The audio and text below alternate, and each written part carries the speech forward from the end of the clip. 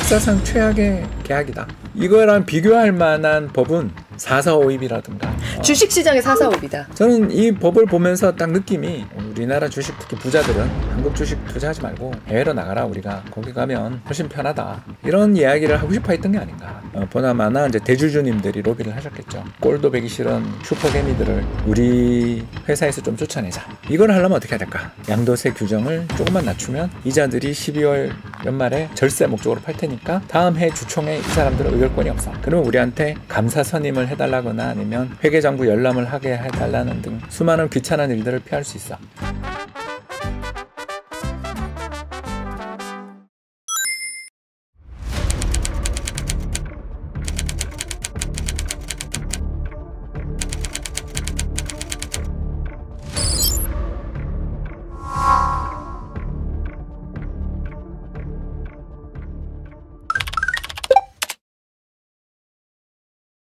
시티은행을 비롯해서 이 외국계들은 그냥 이걸로 한국 주식에 별로 기대할 게 없다. 네. 그냥 아시아 증시 자체에서 돈을 좀 빼야 된다. 뭐 이런 의견까지 냈거든요. 예, 싸지 않으니까요. 우리나라는 PBR이라고 하잖아요. 그 주당 순자산 가치 대비해서 이제 평균 주가가 대충 1에서 1.1 사이에서 지난 한 25년, 그러니까 아무튼 외환위기 이후에 그 정도 거래가 되고 있었거든요. 네. 예, 그 정도 거래되고 있던 나라인데 이제 지금 3,200 기준으로 해서 1.1 전후에 왔으니까 싸지는 않은 거죠.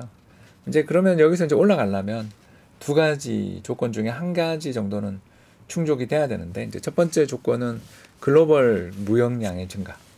한국은 수출로 먹고 사는 나라니까. 일단 수출 전망은 밝지는 않다 정도. 그러면 이거는 평균값 이상으로 우리 주식을 살 가능성은 없는 거고. 이제 두 번째는 세계 최악의 이제 주주 경시 경영. 네, 뭐 세계 최악의 주주 경시 경영. 이제 그 뭐 이제 주주 보상 배율이라고 저희들이 부르는데 순이익이 한 100원 벌었으면 주주들한테 얼마 돌려주니? 그러면 글로벌 스탠다드가 3분의 1, 3분의 1, 3분의 1입니다. 제가 뭐 국민연금 있을 때부터 지금까지 변하지 않는 룰이고요. 네. 우리나라에서 삼성전자가 이렇게 하고 있죠. 벌어들인 이익의 3분의 1은 배당, 3분의 1은 자사주 소각, 3분의 1은 재투자. 그런데 이제 이렇게 하다가 뭐 경제가 좀 어렵다 그러면 자사주부터 컷.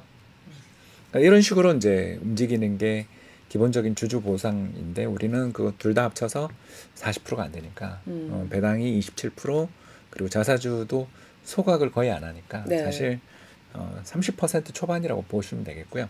그래서 세계에서 우리랑 비슷한 정도로 이렇게 주주들에게 엉망으로 대응하는 나라가 대략 러시아, 터키 정도. 예, 그런 나라들은 PBR 1배가 안 되거든요. 그러니까 이제 그런 나라는 싸게 거래되는 거예요. 네. 왜냐하면 주주 입장에서 기업 이익이 나봐야 나한테 돌아오는 게 없으니까 그냥 그런 나라는 이제 단타를 치는 나라죠. 그래서 이제 이 단타를 치는 나라에 증권 거래세를 올린다고 그러니까 이제 싫어하시는 거죠. 뭐 코리아 디스카운트라고 계속 우리가 표현을 해왔는데 아이고. 사실 디스카운트가 전혀 아니고 적정 가격이죠. 네. 우리나라는 저평가된 나라가 아닙니다. 진성준 민주당의 전 정책위 의장이 이제 페이스북에 글을 썼어요. 세제 개편안을 실행한다고 해서 주가가 떨어질 거라고 생각하는 거는 계산을 잘못한 거다. 문재인 정부, 노무현 정부 때 기본적으로 대주주 요건을 강화하는 쪽으로 갔는데 그땐 그렇지 않았고 윤석열 정부 때는 이 대주주 기준을 주가가 떨어지지 않았냐라고 얘기를 하면서 사실 이건 별로 관련이 없다라고 얘기를 했는데 어떻게 보세요? 주식 가격을 결정짓는 가장 중요한 요인은 글로벌 무역 환경이니까요. 네. 그때 글로벌 무역 환경이 좋아서 주가가 많이 올라요. 그러면 양도세 절세 목적으로 많이 팔겠죠. 그렇죠. 예, 그러니까 이제 그때 경제가 좋을 때는 양도세가 10억이냐 50억이냐 상관없이 많이 팔고요. 반대로 경제가 안 좋으면 이익 난 게 없으니까 안 팔아도 되잖아요.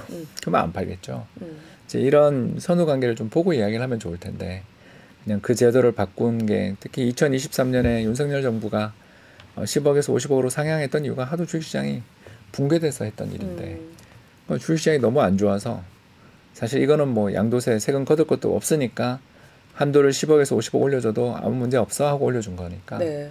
그걸 지금 현재 사례된다는 이야기 자체가 일단 아무것도 모르시는 분이구나. 적어도 주식 투자나 이런 거는 뭐 전 그분께서는 차명으로라도 하셨는데 이분은 차명도 안 하신 분이구나. 네. 좋은 분이다 생각합니다. 2000년 DJ 정부 때 100억 이상이어야 대주주로 봤었는데 그걸 2020년 문재인 정부 때 10억으로 낮췄던 걸 보면 인플레고 뭐고 없는 거죠. 1인당 국민소득이 DJ 정부 때 10,000불 깨졌다가 지금 거의 한 30,000불 후반이니까 네. 1인당 국민소득이 한 3배, 4배 오르는 동안 보유세 기준은 100억에서 10억으로 하향했다. 이제 여기는 그 세금 걷는 것밖에 안 보이는 거죠. 나라의 구조가 어떻게 바뀌는가, 뭐 집값이 어떻게 움직이는가 이런 거는 신경의 대상이 아니고 나는 부자들에게 세금을 더 걷고 싶어. 근데 부자가 이렇게밖에 안 돼? 그럼 낮춰. 뭐 이런 식으로 움직였다라고 봐야 되는 거. 세금, 눈에 보이는 건 세금. 보나마나 이제 대주주님들이 로비를 하셨겠죠. 이제 어떤 식으로 로비를 하셨냐면 그 꼴도 보기 싫은 그 슈퍼개미들을 우리 회사에서 좀 쫓아내자. 이걸 하려면 어떻게 해야 될까? 그래, 양도세 규정을 조금만 낮추면 이자들이 12월 연말에 팔 테니까, 왜냐면 절세 목적으로 팔 테니까 다음 해 주총에 이 사람들은 의결권이 없어. 그러면 우리한테 감사 선임을 해달라거나 아니면 회계장부 열람을 하게 해달라는 등 수많은 귀찮은 일들을 피할 수 있어. 오히려 진짜 대주주들이 로비 좀 한 것 같다. 로비를 왜 하냐면 대주주는 안 파니까. 네. 경영권을 쥐고 있는 네. 경영권을 쥐고 있는 핵심 지분을 왜 팔아요? 그 한마디로 슈퍼 개미들을 몰아내고자 하는 모종의 움직임이 있다. 지금. 행동주의 펀드들을 씨를 말리겠다라고 생각하면 이 규정을 100억, 50억, 10억으로 이렇게 낮추는 거에 의미를 이해할 수 있죠. 뭐 역사상 최악의 계약이다. 거의 뭐 별의별 이거랑 비교할 만한 법은 몇 개 떠오르는데 그런 법들 정도의 4.4.5입이라든가 주식시장의 4.4.5입이다. 거의 그 정도 아닌가 생각합니다. 물론 저는 이 법을 보면서 딱 느낌이 우리나라 주식 특히 부자들은 한국 주식 투자하지 말고 해외로 나가라. 우리가 거기 가면 훨씬 편하다. 이런 이야기를 하고 싶어 했던 게 아닌가. 이렇게 대주주 요건을 주식시장에서 다시 강화하는 쪽으로 정책을 내는 사람들이 항상 언급했던 게 부자 감세를 해주자는 거냐 이거였어요. 저희들한테도 이제 마이크가 와서요. 그분들한테만 마이크가 있다가 주어는 없습니다. 아무튼 우리나라가 이제 그분들한테만 마이크를 주다가 이제 이렇게 우리 와서 저 같은 사람한테도 마이크를 주니까 또 아버지가 누구니? 뭐 이렇게 이제 물으면 아무것도 없는 흙수저들한테 마이크를 주니까 그리고 또 주식 투자 인구도 늘고 저는 그 부자들한테 세금 많이 걷는 거에 대해서 반대하는 입장 아닙니다. 그러니까 제 의견은 금융투자소득세를 부활하자. 그러니까 괜히 배당에 대해서 분리과세네 10억의 양도차익과세네 이런 거 하지 말고요. 네. 거래세 0 만들고요. 금융종합과세 이런 거 다 폐지하고요. 대신에 부자들이 주식해서 돈 버는 거에 대해서 칼같이 세금 물리자. 다만 조건을 한 2개만 주자. 그때는 5천만 원까지 세금 안 문다 그랬는데 지금 보니까 10억까지는 안 물어도 되겠네요. 괜찮아요. 그렇게 하면 돼요. 그죠? 10억까지는 양도세 안 물리고요. 두 번째, 배당 분리과세하면 자꾸 그러는데 그러지 말고 3년 이상 보유한 장기 투자자들에 대해서는 세액공제 때 돌려주자. 그러면 대주주 입장에서 이게 양도 분리과세 효과를 누리잖아요. 그 사람들은 주식 안 파니까. 네. 그러니까 이거 다 할 수 있거든요. 그러니까 이런 좋은 법은 작년에 폐기해놓고 그리고 누더기가 된 이상한 법을 부활해가지고 이제 다시 이런 걸 하니까 뭔가 있는 거 아닌가. 그리고 왜 갑자기 배당 분리과세 이야기를 하다 말고 양도소득세 과정이 확 바뀌는 것도 너무 이상하고 그분들이 개입하셨구나. 이렇게 이제 저는 보는 거죠. 그리고 거기에 이제 모르고 넘어갔으면 죄송합니다만 이제 순백하신 거고 아주 깨끗하신 거고 그리고 알고 했다면 이제 로비인 거고. 근데 모르죠. 저는 모릅니다. 저는 모르고요. 누가 했는지도 모르고 이게 뒤에 거대한 딥스테이트가 있다 이런 생각까지는 안 합니다만 적어도 암묵적 합의는 있지 않았나 그렇게 생각하고 이 법을 만드신 분이 이제 관료들이니까 관료들 입장에서는 이 유구한 전통을 잘 알고 있거든요. 2020년 이제 동학개미 덕분에 주식 투자 인구가 2배로 늘어나고 여기에 이제 유튜브 환경을 비롯한 인터넷 환경 속에서 뭔가 사람들한테 이런 지식들, 이런 측면이 있다라는 걸 전하는 특히 이게 전부 학계에서 나왔던 논문에 이거 다 나와 있는데 네. 가장 대표적인 게 이제 배당에 대한 페널티라는 유명한 논문이에요. 그 배당 페널티가 높으면 높을수록 배당에 대해서 그 기업들은 배당을 지급하려 하지 않는다라는 너무나 지극히 당연한 논리들을 그렇죠. 네. 보여주는데 거기에 이제 통계가 한국의 실효 배당 소득세가 35% 정도. 네, 세계 넘버원. 우리는요 증권 거래세 이것도 세계 넘버원인데다가 배당 소득세도 거기 페널티라는 표현을 써요. 그러면 그런 페널티를 많이 받는데 배당을 왜 줘요? 배당을 안 줘도 되거든요. 그럼 배당을 안 주면 어떤 사람들이 나오냐 하면 이 회사가 기업이 성장하는 게 주식 가격이랑 무슨 상관이 있어? 라고 생각하는 사람이 늘게 되죠. 그렇죠. 왜? 우리한테 보상이 없으니까. 네, 이러면서 악순환이 시작돼서 초단위 주주들이 늘어나죠. 데이 트레이더가. 그러면 기업 입장에서는 초단위로 우리 주식을 샀다 팔았다는 저 뜨내기들한테 왜 우리가 주주 대접을 해야 되지라는 그런 생각을 하게 되는 악순환이 유발하는데 이 악순환에서 가장 이득을 본 사람은 누구인가? 그가 범인이다. 우린 이거 알잖아요. 네. 그게 누구인가? 예, 75년 카르텔이 떠오른다. 예, 그때 뭐 KRX 300 지수 만든다 그랬던 것부터 시작해서 코스피 200 특례 상장 이런 거 우리 몇 번 이야기했잖아요. 네. 이런 수많은 잘못된 제도들도 정말 화가 났지만 저는 그때 가장 화났던 게 그 한진 칼 합병 과정에 산업은행이 증자해 준 거. 그러니까 이런 일들을 보면서 우리는 그분들의 이익을 훼손하는 걸 견딜 수 없어라는 생각을 모두가 하고 있는 게 아닌가. 주어는 없습니다. 여기서 이야기하는 모두란. 오늘 주어가 너무 없는 것 같은데. 괜찮아요. 다 알아들으시는 분들 대상으로 우리는 네. 법이 복잡하면 복잡할수록 그 지식이 있는 사람만 유리합니다. 그렇다면 법은 단순하게 하는 게 좋지 않나. 그리고 문제가 되면 그 수많은 누더기 시행령들 조금만 수정하시면 된다. 배당 분리과세는 장기 보유 특별공제로 해소하자. 그 부동산에는 장기 보유 특별공제가 있어서 10년 정도 이상을 보유하면 양도세 80%를 깎아주는데 그렇죠. 부동산은 깎아주면서 왜 주식은 안 깎아주는 거예요? 맞아요. 딴 나라는 다 있거든요. 이게 네. 장기 투자 기반을 육성하자며요. 그래야 우리가 증자에 참가도 해줄 거 아니야. 아니면 부동산에 왜 우리 한국 사람들은 부동산으로만 몰려가느냐 주식시장으로 오라라고 하면서 시작을 했는데 그건 당연한 거죠. 네. 그 세금도 깎아줘. 가지고 있으면 사용 가치도 있어. 게다가 장기적으로 볼 때 조정폭도 우리는 PBR 1.62, 0.8 되는 일이 지난 10년에 3번 났다. 그러니까요. 근데 부동산은 끼케야 뭐 2022년 캡투자장에서 빠졌 계단식 상승을 보여주는 자산과 맨날 V자 회복은 이루어지는데 전고점 넘을 때 이렇게 많이 힘든 그런 시장 두 개가 있다면 게다가 세금도 이제 앞으로 펑펑펑 내야 되는 시장이 있다면 장기 투자하기를 촉진시켜주는 법을 갖고 있는 부동산 사는 게 훨씬 나은 선택이죠. 개인 투자자들이 아까 말씀하신 대로 많이 커졌잖아요. 그분들이 제일 많이 하신 말씀이 그 두 가지였던 것 같아요. 그러니까 그냥 다시 미국으로 가자. 그래서 말씀하실수록 답이 네. 있습니다, 여러분. 글로벌 분산 투자를 하세요. 왜 한국 사람이 한국 주식시장에 대해서 애달게 생각해야 되는가? 그거 가스라이팅이다.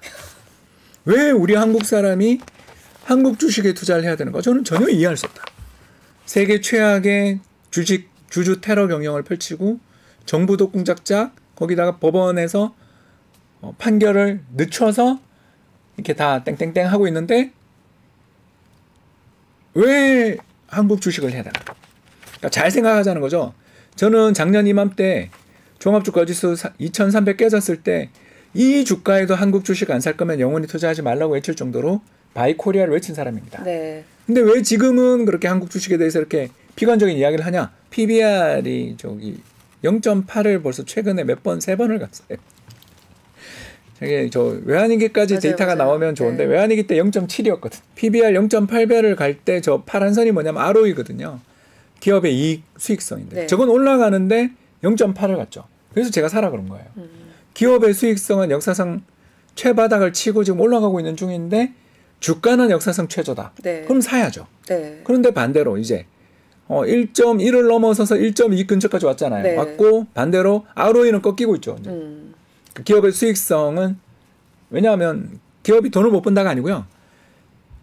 주주들한테 돈을 한 푼도 안 주기 때문에 내부 유보만 계속 끌어안고 있기 때문에 주당 순자산 가치가 올라가면 올라갈수록 암만 이익을 내도 수익성은 떨어지는 거죠. 네. 경영의 효율성은 엉망으로 가고 있는데 PBR이 올라가야 되는가? 아니 그러니까 이전처럼 그냥 다시 0.8 갈 가능성은 없는가?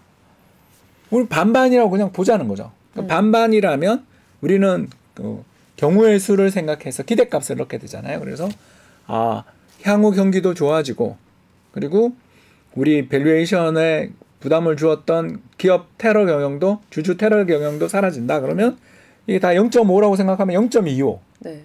그러니 조금은 더 올라갈 수도 있겠다. 기대값을 생각하면. 네. 그러나 많이 남진 않았다. 이전에 우리가 2200에서 1000포인트 올라올 때의 폭발력에 비하면 네. 엔드 조건이다. 그런 이야기죠. 사실 뭐 코스피 지수 5,000 왜 못 가나라고 하는 캐치프레이즈로 출발을 했어요. 지금. 근데 사실은 이 3,200에서 3,500까지 가기에도 이렇게 우리가 해야 할 일들이 많은데 말씀하신 대로 이미 역행을 하고 있는 이미 왔어요. 5,000. 이미 5,000 왔다니까요. 그렇게 이야기하시면 안 돼요. 저 그림 한번 봐주십시오. 저거 보시면 네. 빨간 선이 시가총액이에요. 네. 시가총액은 매년 역사상 최고치를 경신하고 있어요. 5천 아니라 만이 왔죠. 주가가 못 오를 뿐. 그러면 저 차이는 어디서 발생하는가? 주식 수잖아요. 네. 올해만 해도 뭐 K뱅크부터 시작해서 LG CNS에 뭐 얼마나 많이 들어옵니까? 그렇죠. 그러니까 우리나라 주식시장은 뭐 하는 곳이다? 자금 조달하는 곳이다. 그리고 자금 조달을 해서 기업을 성장을 시키더라도 외국인 주주만 들어오지 않으면 배당을 안 해도 돼. 얼마나 좋은 나라입니까? 그러니까 외국인 주주가 들어와 있는 삼성전자만 물산보직 합병 때 고생했잖아요. 네. 그러고 난 다음에 333. 이 정책을 쓰는 거지. 나머지 어떤 기업이 333을 꾸준히 해요. 그렇죠. 안 한단 말이에요. 네. 그러면 외국인 주주가 안 들어오게 하는 게 최선이잖아요. 그러면 외국인 주주 안 들어오게 하는 방법이 너무 쉽거든요. 네. 말 바꾸고 주가 낮출 수 있는 여러 가지 악재들을 만들어주고 그리고 공시도 막 자주 변경하고 자사주 매입했다 주가 조금만 오르면 팔고 배당 쥐꼬리처럼 주다가 특히 그 상속한 다음 많이 주고 뭐 이런 식으로 하면 외국인이 넌덜머리를 내면서 안 들어올 테니까. 네, 그런 전략을 쓰는 거죠 우리나라는. 사실 큰 그림으로 보면 지금의 세제 개편안도 그런 식으로 뭔가 폐쇄적인 주식시장을 계속해서 유지하기에 이게 나쁜 제도는 아니에요. 이게 저는 주식 투자자의 입장에서 별로 안 좋은 제도인 건 맞는데 국가 경제 차원에서는 그간에 좋은 일들을 했었을 수도 있어요. 그러나 이제 효과가 다한 것 같다라는 거죠. 왜냐하면 아까 ROE 차트 한 번만 더 보여주시면 알겠지만 기업의 수익성이 이제 혁신이 사라지며 저 파란 선의 고점이 계속 내려가잖아요. 네. 기업의 수익성이 계속 그러네요. 내려간다. 네. 저건 뭘 의미하죠? 경영 능력이 약화되고 있거나 경영의 효율성이 떨어지고 있다. 떨어지고 있다. 그러니까 옛날에 ROE가 엄청나게 높았을 때 내부 유보하는 걸 가지고 뭐라 그러지 않아요. 저는. 그건 경영을 잘하는 사람들이 저렇게 높은 수익성을 내고 있는데 뭐하러 주식을 자사주를 왜 사줘요? 증자해야지. 네. 그러나 언젠가부터 증자만 하면 한가 가잖아요. 그렇죠. 왜? 증자한 다음 기업 성과가 안 좋은 걸 아니까. 이제 아니까. 네. 그냥 간단한 이야기예요. 그래서 개발연대에는 75년 체제에서는 저게 통용이 돼요. 그런데 2008년 글로벌 금융위기 이후에 지속적으로 기업들의 수익성이 악화되고 있는 환경에서도 저 시스템이 맞는 시스템이냐라는 차원에서 문제 제기는 할 수 있지 않냐. 저는 이 제도가 우리 주식시장 입장에서는 되게 힘든 제도지만 경제 성장에는 굉장한 기여를 했다. 그러나 이제는 돈을 벌어내는 힘이랄까? 시가총액만 엄청나게 커졌지. 네. 전혀 주가는 못 올리는 거 보면 결국 투자자들이 좀 똑똑해지고 있고 조금씩 어떻게 보면 현명한 투자자로 변신하고 있는 환경에서는 현재 시스템을 그대로 유지하는 게 네. 비용만 많이 들고 시끄럽기만 하지 자금 조달에도 이제 IPO 되게 어려워지고 있잖아요. 네. 왜? 옛날처럼 따스한 기대 안 하니까. 그쵸. 물론 뭐 이번에 300 몇 프로 난 기업도 봤습니다만 아무튼 무조건 IPO만 참가하면 돈 번다라는 이야기는 이제 좀 많이 지나갔잖아요. 2020년부터 21년, 22년의 사이에 LG에너지 솔루션 사서 행복하셨나요? 또는 더 나가서 SK바이오팜 사서 좋았어요? 네. 그리고 더 나가서 카카오페이 사서 좋으셨어요? 우리 다 알잖아요. 네. 그런 식으로 주가가 PBR 1.5, 1.6 갔을 때 상장하는 기업들은 굉장히 비싼 값에 들어온다라는 걸 그렇죠. 이제는 알잖아요. 그래서 PBR 1배 미만에 들어오는 회사들을 사면 되는데 그때는 또 IPO 시장이 얼어붙고 극단을 오가는 거잖아요. 그런 환경에서 이제 점점 투자자들은 똑똑해지고 기업의 수익성을 악화되니 제도를 바꾸자는 이야기를 길게 했습니다. 제일 답답했던 게 법인세랑 교육세를 올린 거 보고서 제정신인가. 사실 저는 그 10억이 50억이 10억 되는 건 가능하다 봤어요. 왜냐하면 그 전에 문재인 대통령 때 10억 내리셨던 분들이니까. 법인세 인상한 거랑 교부금 인상한 건 이건 정말 무슨 생각인가. 왜 이거 화를 내냐. 첫 번째, 지금 트럼프가 반도체 100% 관세를 부과하는 대신 너네 공장 미국에 지으면 면세. 네. 울고 싶은데 뺨을 때리고 있다 지금. 그렇죠. 그러니까 딴 나라보다 우리나라 법인세를 깎아줘도 우리나라 기업들이 한국에 남아있을까 걱정되는데 네. 그걸 법인세를 인상한다. 여러분, 우리가 교육교금을 주면서 초중고 학생 한 명당 공공 예산이 얼마 들어가는지 아세요? 2022년 기준으로 2천만 원 써요. 세계에서 가장 높은 편입니다. OECD 국가들 평균의 거의 2배입니다. 자, 근데 우리 사교육비 줄어드나요? 그리고 수학 올림피아드에서 우리 1등 해요? 피사 점수 계속 올라가요? 성과는 죄송합니다. 2000년대 초중반을 고비로 해서 우리나라 학생 성적은 계속 떨어지고 있어요. 전 세계 국제학력평가에서 떨어지고 있어요. 그런데 1인당 공교육비는 엄청나게 늘어나고 있고 사교육비는 역사상 최고야. 인플레를 그냥 압도해. 자, 이거 기본적으로 일반적인 민간 기업 조직이 이러고 있으면 바로 해고되고 오너님이 당장 이 회사 그 합병시켜버려 구조조정했을 조직이에요. 근데 여기다 돈을 막 줘요. 100조야. 자, 그리고 두 번째, 더 놀라운 거 이야기해 줄까요? 우리가 뛰어난 학생들이 다 의대 가서 나라 망한다 그러잖아요. 그러면 대학생 1인당 공교육비는 얼마 줄까요? 이게 또 웃기는 게 2천만 원보다 훨씬 낮은 1,000만 원대 초반이에요. 그래서 이건 또 OECD 대학생에 대한 1인당 정부 지원에 반토막 나요. 그게 무슨 말이냐 하면 초중고는 엄청나게 돈을 주면서 정작 육성해야 될 대학에 대해선 지원은 전혀 하지 않고 게다가 대학 등록금은 MB 정부 이후 15년째 연속 동결이야. 그래서 서울대 교수님까지 다 탈출하고 있어. 자, 돈을 이따구로 쓰는 거에 대해서 잘 관리를 하고, 이거 제가 쓴 보고서 아니에요. 감사원 2022년 보고서입니다. 교부금에 대한 감사 보고서입니다. 자, 여러분, 제가 하고 싶은 이야기 이거예요. 교육을 육성하자. 좋아요. How to? 어떻게 육성할 건데요? AI 교과서 만들면 교육이 육성돼요? 애들한테 중국산 노트북 나눠주면 경쟁력이 강화돼요? 전부 다 게임하던데? 자, 이런 데 돈 쓰는 데는 줄여야 된다. 그리고 어디다 돈을 써야 되냐? 공대 진학하면 1억씩 주자. 아니면 공대 졸업하면서 학점 얼마 이상의 전국 공대 시험이라도 하나 만들어서 이거 합격하면 1억 주자. 그래도 의대 갈 거냐? 그러니까 돈을 쓰더라도 네. 제대로 쓰는 걸 보고, 그쵸. 제가 생각할 때 우리나라 국가 예산의 20%가 강제로 교부금인데 이걸 줄이는 걸 고민해도 뭐라고 할 판인데 네. 유효적절하게 쓰는 걸 이야기한 다음에 교육교부금을 인상해도 뭐라 그럴 판인데 그냥 무작정 올린다? 죄송합니다. 무슨 생각인가?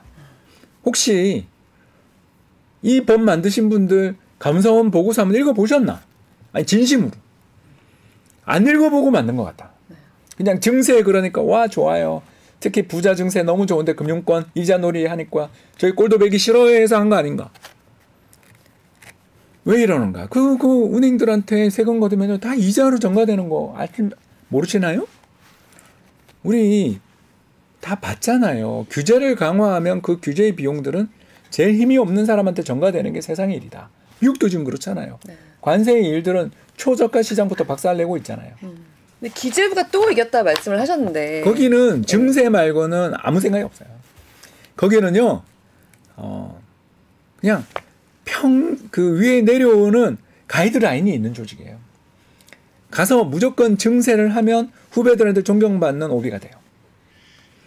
그게 문화거든요.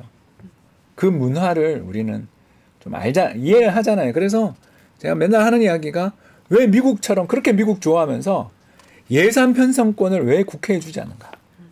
왜 우리나라의 국회가 예산 편성권이 없고 국회 예산정책처나 수많은 조직들 그렇게 잘 만들어 놓고 그냥 거기서 나오는 보고서 아무도 안 읽는 보고서만 양산하게 만들고 왜 기재부가 예산 편성을 하게 만드는가? 이런 거에 대해서 한번 고민을 할 때가 아닌가? 이런 시스템들을 바꾸는 것이 나라를 위한 길이 아닌가 생각되는데 일단 아시겠지만 정권은 짧고 관료는 기니까 네트워크는 기니까 이렇게 이제 눈앞에 보이는데 연연을 하다 보니 누더기가 되고 또 이런 깨끗한 법도 나오고 그런 게 아닌가 안타까운 심정입니다. 네.